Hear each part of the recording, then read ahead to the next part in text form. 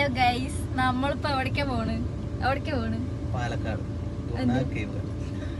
പോയിട്ട് കാണിച്ചു തരാട്ടാ. மனிதர் உணர்ந்து கொள்ள இது மனித காதல் அல்ல, அதையும் தாண்டி புனிதமானது.